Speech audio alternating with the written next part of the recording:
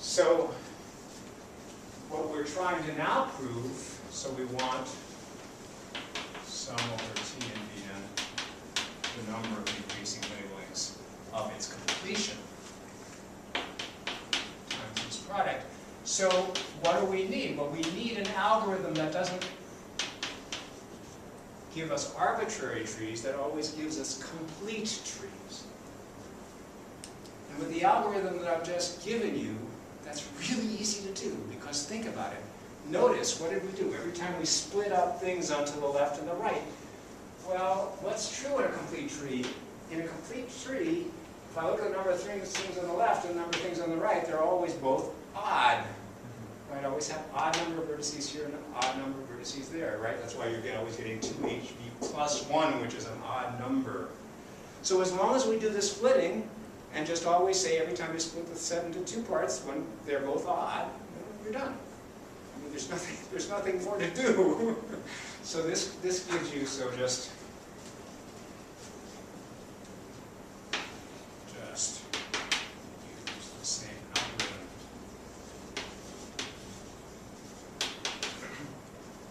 Always using odd size sets. Really nothing new here. So if you look at it this way, you get the second one pretty much for free. Now I can explain really Delbon's question, what was wrong with the old way. The old way that I had about looking at this, well, let's make an analogy with computer science. We're constructing things here in a very much breadth-first way, right? You're saying, look at the things that go on the left, look at the things that go on the right. That's analogous to breadth-first search of the tree. The way that I had before was depth-first. So what I was doing was I was adding a single vertex each time, a new leaf each time to the tree, and building it up in a depth-first way. If you try and build up a tree in a depth-first way, you lose total control over whether the tree at the end is complete or not. And so it becomes impossible, or at least I haven't found a way of doing it. And other people have tried to do it, in this depth-first way to prove this formula in the same spirit. Just because you can't, complete tree, if you do it the original proof does not extend to this. And that's why, that was the question at the end, was to give a probabilistic proof of this formula. And then as an immediate corollary, once that, it was clear what that they could apply it back to. I have a few minutes, so let me tell you some of the other things you can do with these ideas that were in my original paper as well. So,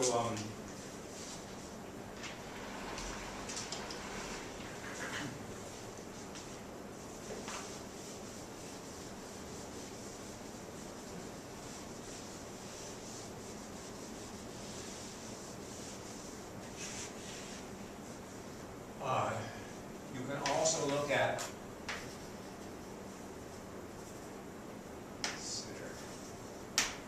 n-vertex subtrees of a given infinite tree. And then, right, so you replace this Bn here by the n-vertex subtrees of a given infinite tree. So for example, if you wanted the binary case back, for the binary case,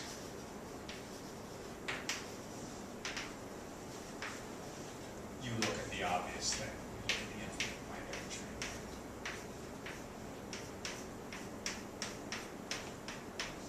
Right, every binary tree that we've been talking about is an n-vertex subtree of that tree and vice versa.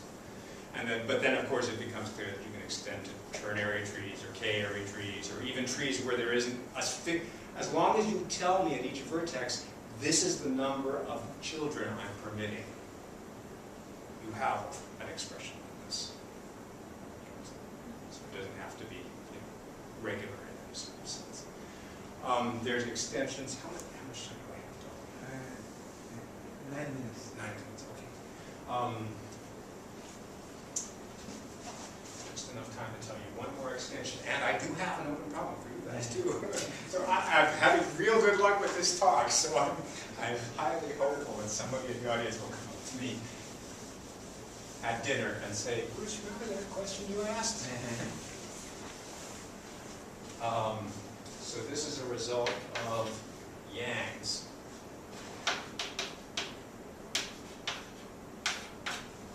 After she saw Han's paper. And basically, you now look at ON is a set of ordered trees.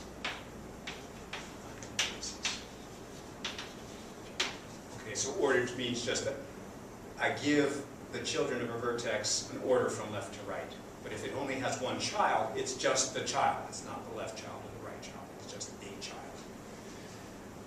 And you're going to let M be just some parameter variable of your choosing.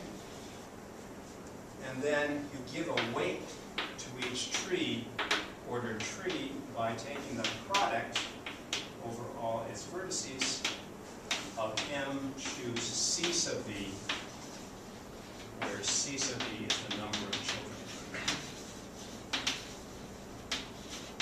Right, so this is just a polynomial in M, right? Because it's, right, you multiply out the top, that gives you the polynomial, and then you've got CV factorial on the bottom, which is just.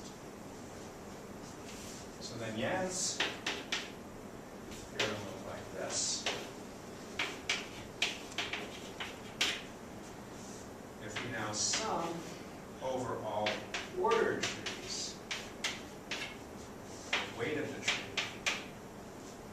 times the product vertices.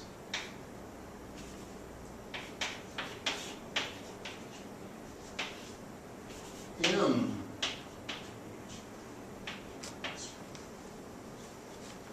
Now, we have no reason to believe that this is anything more than a rational function of M, right? Because we've got M's in the numerator for the weight and M's in the denominator, and well, it is a rational function of M, but it doesn't have any M's in it when you do the cancellation. It is 1 over n factorial. So all the M's cancel, everything, you know, amazing simplification, and you get this. Again, you can use either my algorithm or the Tiefenbrook-Grabner algorithm to prove this, and it gives you back the binary case. How does it give you back the binary case? Well,